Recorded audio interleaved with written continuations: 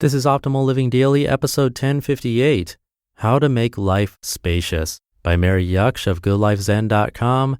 And I'm Justin Malik, your personal narrator, and the guy that reads to you every single day of the year, rain or shine, holidays or not, because I'm crazy like that, but it's all in an effort to help you optimize your life. And I'm able to do this thanks to sponsors of this show, like Babbel. I wish I had Babbel when I was learning Spanish in school because I did 4 years of it in high school, but still didn't feel fluent after. Babbel's lessons are designed to get you speaking confidently in your new language and actually remember what you learn. Go to Babbel.com and use the offer code OLD to get 50% off your first 3 months. That's Babbel, Babbel.com, offer code OLD for 50% off your first 3 months. For now, let's get right to it as we optimize your life. How to Make Life Spacious by Mary Jaksch of goodlifezen.com. Does time seem to run faster and faster as you go through life? Sometimes time seems to zap by in a flash. At other times, boring hours seem to go on and on forever, especially on Friday afternoons. If you look at your life, and especially at your work, do you feel that you have to accomplish more and more in less and less time? Today, I want to suggest to you a different way of approaching time that makes for a more spacious life, a way that makes us realize how precious and unique each moment of our life is. Quote, "This day will not come again. Each moment is a priceless gem." Talk 1.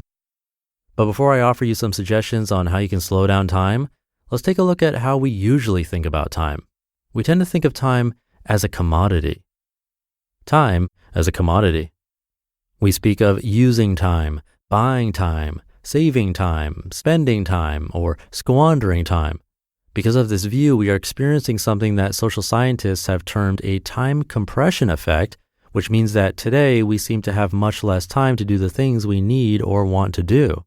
This contributes to more stress at work, sleep deprivation, burnout, and less time for family and friends or recreational activities. Remember the fairy tale of the Princess and the Frog? How she kissed a frog and he turned into a beautiful prince? Well, mostly we experience the reverse. We kiss a prince and it turns out to be a frog. This is what happens when we treat time as a commodity. When you try to pin it down and master it, time transforms into something ugly. Have you ever come across a novel called Momo? It was written by Michael Ende, who became famous for his novel The Never-Ending Story. Momo is a fantasy novel that investigates what happens when we treat time as a commodity. Here's the storyline. A secret army of men in gray suits plan to rule the world and are slowly taking over a city. These men are beings that live only on other people's time. The first person to fall prey to the secret army is Figaro, the barber. One of the gray men recommends that he save time by eliminating all the activities that give meaning and quality to his life. The time he spends with his elderly mother, with his handicapped friend, his social life, his reading, even his daydreaming. Suddenly, he becomes future-oriented. Ende describes Figaro like this, quote, "The determination to save time now so as to be able to begin a new life sometime in the future had embedded itself in his soul like a poisoned arrow. He was becoming increasingly restless and irritable. The odd thing was that no matter how much time he saved, he never had any to spare, and his days grew shorter and shorter," end quote. I think we all know about that. The cult of productivity.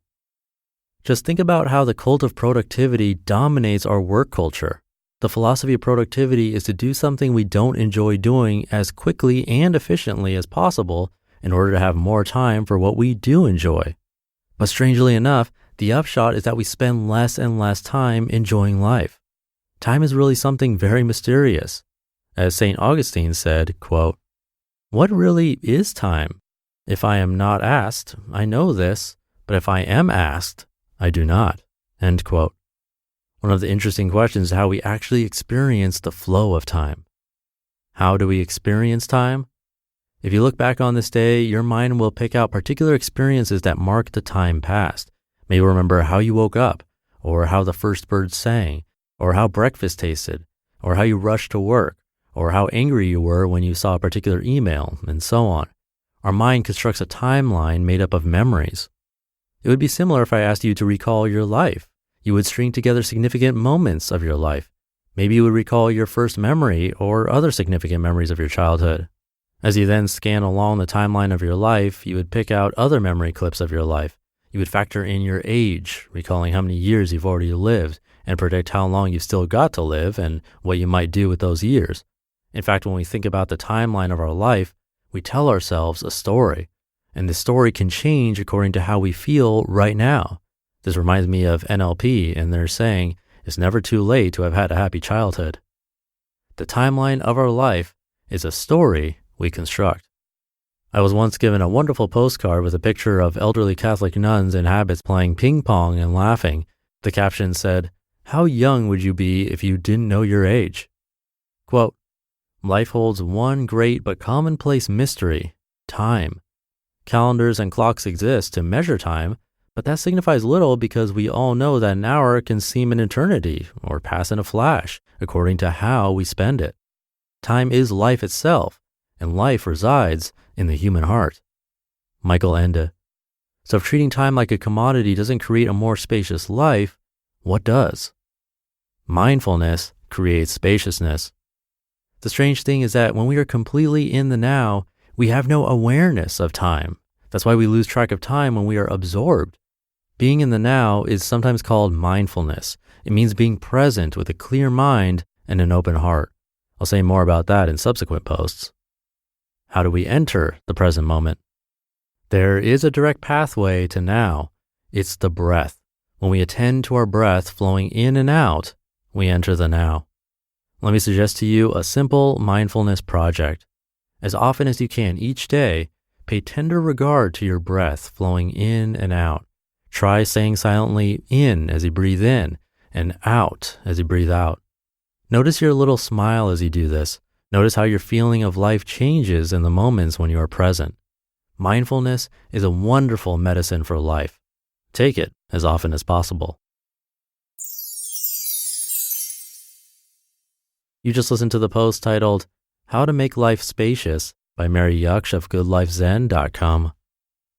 Thank you again to Babbel for their support. You can learn Spanish, French, Italian, German, Russian, Swedish, and more. And using Babbel, you can be speaking your new language within weeks. Curated review sessions will reinforce what you've learned by bringing it back in new contexts, committing it to memory, so you'll never struggle for the right words. This would have been great when I was learning Spanish in high school. It would have saved me hours, and I'd probably know a lot more of the language today, especially because Babbel's lessons are crafted by language experts and voiced by native speakers. It helps you get ready for real-life situations. It's really easy to get started, and lessons are available anytime and on desktop, smartphone, or tablet, synced across devices. Go to Babbel.com and use the offer code OLD to get 50% off your first 3 months. That's Babbel, Babbel.com, offer code OLD for 50% off your first 3 months.